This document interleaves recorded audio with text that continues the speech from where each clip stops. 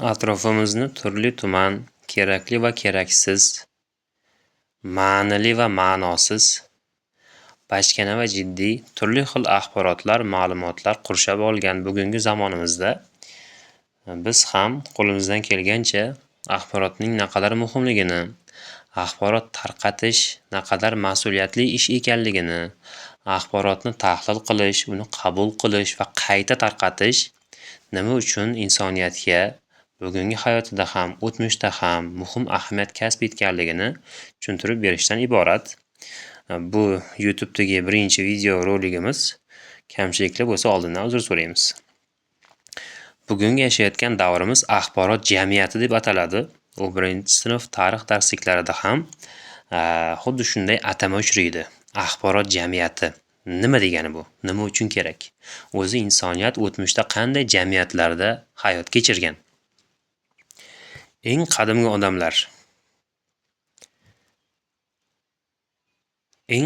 odamlar an'anaviy jamiyat hayot tarzida yashagan bo'lib, u davr hayotini, kechmishlarini, yashash tarzini hamma biladi. Ya'ni yashab qolish uchun, qorinni to'qlash uchun kurash. Lekin shu qadimgi odamlar ham, qadimgi ovchilik bilan shug'ullangan odamlar ham axborotning qadriga yetishgan.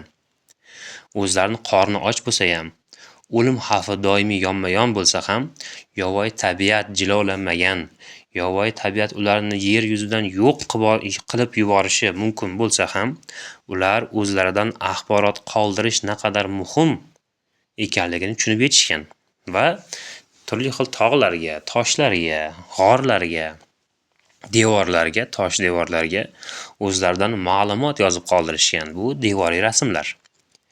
Ko'pchiligimiz ko'rgan, eshitgan, ma'lumotga ega bo'lgan voqea. Ya'ni eng qadimgi davrdan boshlab, ibtidoiy tuzum davridan boshlab odamzod axborotsiz yashay olmagan. U o'zidan keyingi avlodga ma'lum bir darajada axborot yetkazib berish muhim ekanligini tushunib yetgan. Keyingi davrlarimiz o'rta asrlar davri, buyuk geografik kashfiyotlar davri. Axborotning muhimligi. Hammamiz Beruniyni Hindiston asari haqida bilamiz. Ya'ni Amerika Qo'shma Shtatlarining, Amerika qit'asining joylashgan joyini o'zining astronomik kuzatishlari natijasida o'zini kitobiga qo'shib ketgan. Bu ham bir axborot edi. Shu axborotni qabul qilgan, uni tahlil qilgan, uni hayotga tatbiq eta olgan odam Kristofor Kolumb. Va aynan shu axborot yoki bo'lmasam yerning dumaloq ekanligi haqidagi axborot 15-16-asrlarda butun dunyoni o'zgarishiga olib kelgan, insonlar hayot tarzini, butun boshli sivilizatsiyalarning hayot tarzini o'zgarishiga olib kelgan ixtirolarga sabab bo'ldi. Ya'ni yangi dunyoning kashf etilishi. Keyingi zamon bu adashmasam kapitalistik davr deyilardi. Kapitalistik jamiyat yoki industrial jamiyat deb ataladi. Ya'ni o'sha 1700-1800-yillar davri. U paytda insonlarni ongini o'zgarishiga sabab bo'la olgan bu joyda bir nechta odamlar rasmini qo'ydim.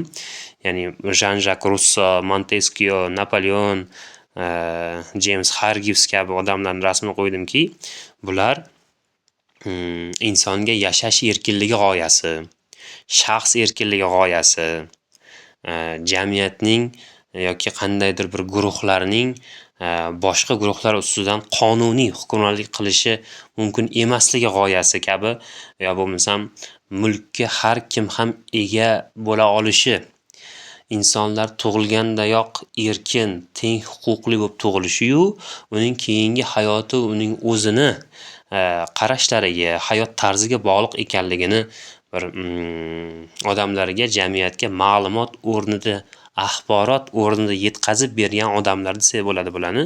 Ya'ni oddiygina shu erkinlik g'oyasi, erkinlik ma'lumoti deylik, San tug'ilganingdayoq qul bo'lib tug'ilmagansan. San zodagonlarga, yuqori tabaqa vakillariga, yuqori elitaga xizmat qilish uchun emas, o'zing uchun, o'zingni kamoloting, farzandlaringning, oilangning farovonligi uchun yashayapsan. Sani kim bo'lishingni qirol yoki hokim yoki zodagon belgilashi kerak emas. San o'zingni hayotingni o'zing belgilaysan degan oddiygina bir axborot deylik. Bugungi mavzumizga moslashtirib, jamiyatning uyg'onishiga, butun dunyoda tashabbus, yangi g'oyalarning paydo bo'lishiga xizmat qildi desak ham bo'ladi. Keyingi davrimiz mana 19-asr davriga shunaqa surat yasab berdi. Sun'iy intellekt bu yerda yangi axborotlarga ega bo'layotgan, yangi ma'lumotlarni, yangi informatsiyani o'zini hayotiga tatbiq eta olgan davlatlar yoki jamiyatlarni dunyodagi hukmronligi boshlangan davr deylik. Ya'ni Buyuk Britaniya mana Rossiya imperiyasi yoki boshqa mustamlakachi imperiyalar, ular harbiy jihatdan qudratli bo'lib qolishi, jamiyatning uyg'ongan holatda bo'lishi bu o'z-o'zidan bo'lgan voqealar emas. Ya'ni ularda shunday bo'lishi mumkin yoki shunday qilsa bo'ladi, shunday yashasa bo'ladi kabi turli xil g'oyalarning, axborotlarning, ma'lumotlarning yo bo'lmasam zavod fabrika qurish yo'lidagi ilmiy texnikaviy axborotlarning, ma'lumotlarning, qurol aslaha yasash usullari haqidagi axborotlarning deylik paydo bo'lishi, o'sha yerda tarqashi, Yevropada tarqashi o'sha ma'lumotlarni ularni dunyo державasiga deylik, dunyo bir imperiyalarga aylantira oldi va aksincha Osiyo va Afrikada bu kabi axborotlarning yo'qligi yoki shu axborotning, shu ma'lumotning davlat ichiga, jamiyat ichiga kirishiga yo'l qo'ymaslik, to'g'ri shunday bo'lgan, ya'ni ma'lumotlar kirishiga yo'l qo'yilmagan. U bizni urf-odatimizni buzadi, ming yillik an'anamizni poymol qiladi va boshqa narrativ sabablar keltirilib, shu kabi axborot, ma'lumotlarning jamiyatga, shaxs ongiga kirishiga yo'l qo'yilmagan deyishimiz mumkin. Va natijada 19-asrdan boshlab dunyoda ma'lumotga ko'proq egalik qilayotgan jamiyatlar, ma'lumotga kamroq egalik qilayotgan jamiyatlar ustidan hukmronlik qila boshladi. 20-asr. 20-asrni biz to'laqonli propaganda asri deyishimiz mumkin, ya'ni axborot urushi asri.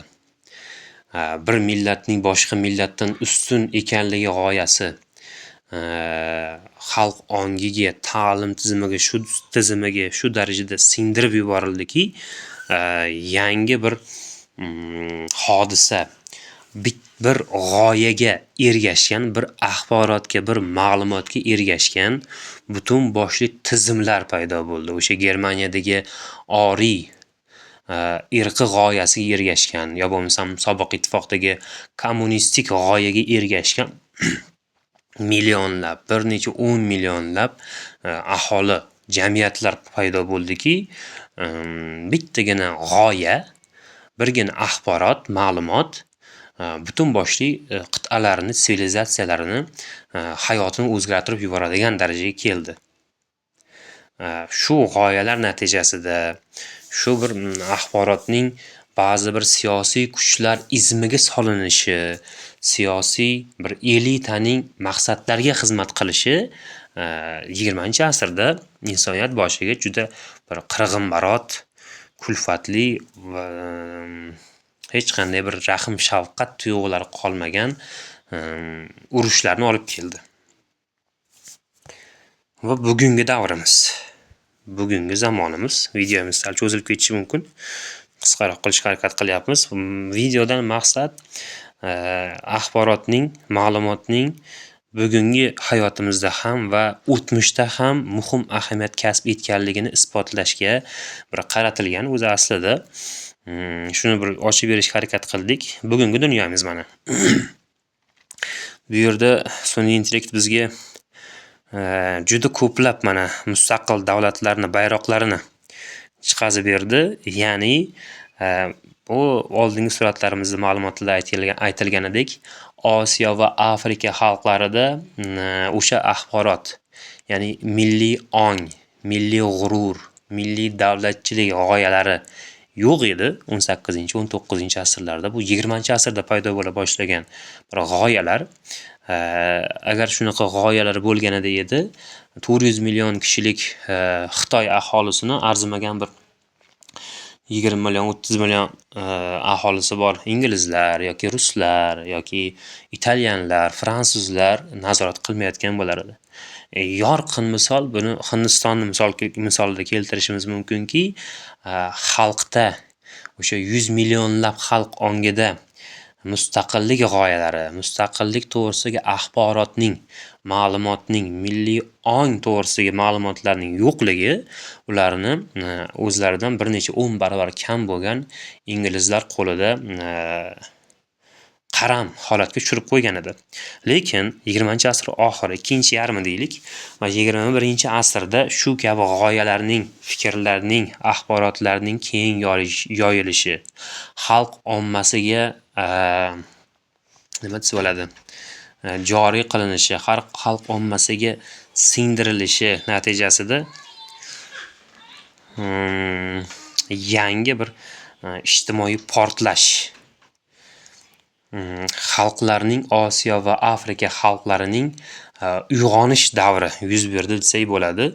Bekorga bugungi kunda o'sha sun'iy intellekt yo'nalishida hindlarni yoki koreys, yapon, xitoy millatiga mansub aholini bu darajada bir oldinga chiqib ketishini kuzatmayapmiz. Chunki ularning ongida yangi bir g'oyalarni keng yoyilishi, axborot, ma'lumotni jamiyatga keng kirib borishi bugungi taraqqiy etgan davrga, Osiyo, Afrika xalqlarining taraqqiy etgan davrlariga boshlab keldi desak bo'ladi menimcha. Suratda bundoq qilsak yana ham chiroyli ko'rinsa kerak. Mana. Endi bu birinchi video. Ozgina kamchiliklar bo'lishi mumkin. Undan buyog'iga sekin-sekin kamchiliklarni to'g'rilaymiz degan umidda biza. Boshqa bir har xil blogerlar, vaynlar, o'zidan boshqasiga kerak bo'lgan ma'lumotlarni keng tarqatishayotganida va u ma'lumotlar 10 minglab marta ko'rilayotganligini, like bosilayotganini ko'rganimdan keyin biz ziyolilar ahli ham qo'limizdan kelgancha shu bir g'oyaga qarshi g'oya bilan turaylik deb shunaqa videolar yasashni boshlayapmiz. Hammaga rahmat.